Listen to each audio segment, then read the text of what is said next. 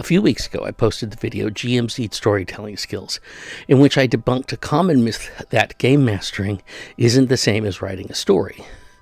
Between the time I wrote the script for that episode and when I edited together the recording, I watched a similar video over on Mystic Arts entitled Stop Writing Plots, Instead Create Situations, in which Daði covers very similar ground. Even though Daði's YouTube channel is one of my favorite D&D related channels, he unfortunately uses the incorrect definition of plot that I mentioned in my video. I am choosing to decide that since English isn't Daði's first language, that perhaps in Icelandic fiction writing circles, they don't use the same definition of plot as is used in each of the pile of books that about writing that I showed in my video. What Daði calls a situation in that video is what all of those other books call plot. He quotes a Matt Colville video that has a more concise definition of plot than I gave, which is his is drama is all about tension and resolution. Will the heroes save the day, and how will they do it? Seeing all of these similar yet not identical takes on the question of how the collaborative storytelling should ideally work between GMs and players reminded me that there are many, dare I say, infinitely many, ways to perceive narrative. And I have some thoughts on that. Welcome to Indeterminate Infinities, where we discuss multifarious aspects of the art of game mastering. My name is Gene. I am, among other things, a professional writer and information architect, and I've been DMing for 49 years. I don't remember exactly when I first ran into someone who was greatly confused when a book or a movie review referred to a particular work as having no plot. How can it not have a plot? Things happened. This happened, and then that happened, and then the other thing happened, and so on. So I would try to explain that the word plot was being used in a specific technical way. I do remember one of the most painful times I ran into this myth. I had just been appointed to be the editor-in-chief of the student newspaper at Seattle Pacific University the following academic year, and I was taking applications for positions on the staff. A person I'd been acquainted with in a couple of my classes applied for the position of arts and entertainment editor. And one of the writing samples he turned in was an angry letter to the editor he had written in high school on the very subject of plot and reviews.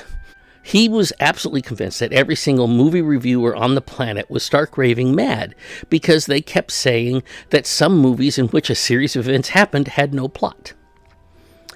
Trying to explain to him what most reviewers and critics of novels and theater and cinema and so forth in most English language periodicals meant by the word plot led down a proverbial rabbit hole. The interview revealed far more gaps in his knowledge of the arts than qualifications he might have for covering the subject. While the conversation was dizzying and painful, it also reminded me of one of the cardinal rules, not just of writing, but of all creative endeavors. Know your audience. How this applies to GMing.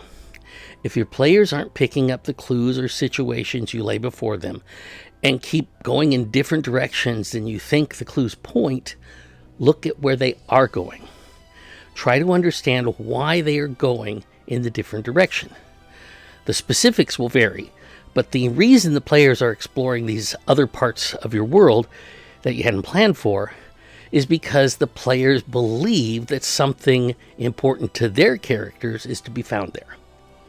You've dangled the rumors of an evil archmage raising an army in the north. You've dropped hints about a powerful artifact that the archmage is trying to find. You've made it clear that all of civilization may be threatened by the archmage in the north, and they want to go south and raid a tomb that was mentioned in passing by an NPC.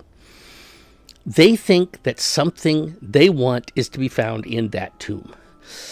The archmage in the north, to them, sounds like something that is way too big for them to handle. So you need to change your plan. Break down the plan of your villain into smaller pieces. Think about the effect that the massing of the army in the north is going to have on other parts of the world. Think about the characters and what they're interested in those other parts of the world. Let them explore the old tomb and put something in there that isn't obviously about the big archmage, but might lead them in that direction. If they are most interested in leveling up and finding some cool magic items, then let them go on side quests, but put in hints of the bigger danger. Find the things that the PCs care about and make those things relevant to your villain's plan. The story that is being told at your game, it's a story you and the players tell together. If you have a big villain who has an epic scheme, but the epic scheme is only going to be part of the story told at your table if the players are in the thick of it. The player characters are the protagonists of whatever story happens in your game. That means that the things those PCs care about have to be in the center of the unfolding events. If the players have formed a friendship with an NPC, then have a minion of your big bad, or maybe a minion of a minion, raid that NPC's home. When the players next pass through the village where the NPC lives, let them find the ruined buildings, and then learn from some survivors that their favorite NPC was dragged off in chains to the stronghold of a nearby warlord. Find things they care about, and put those things in situations where the characters can make meaningful decisions related to those things they care about. Give them an opportunity to rescue their friend. Give them reason to believe after they rescue him that stopping this one bad guy doesn't mean their friend is going to be safe forever.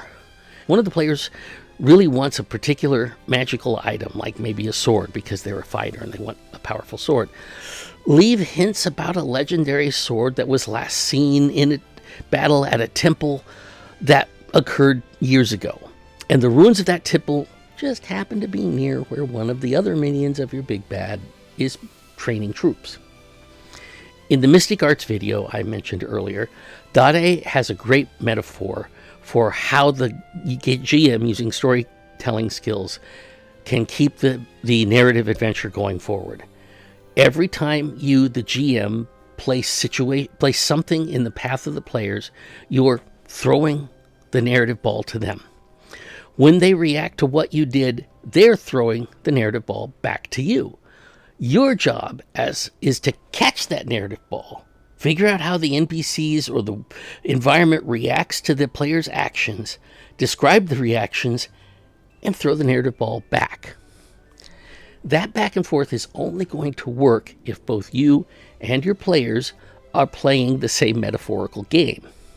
If you think you're playing handball, where each time the ball comes to you, you need to throw it back to them, but they think that you're playing dodgeball, where their only objective is to never get hit by the ball, everyone is going to be very frustrated.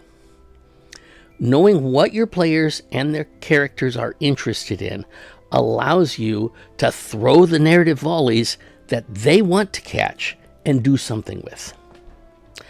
And that's where we'll leave it this time. Thanks for watching. If you enjoyed this video, please click the thumbs up button and/or consider sharing. Click subscribe to be notified when new videos are uploaded. If you have any thoughts on this subject, leave them in the comments below. And until next time, keep dreaming.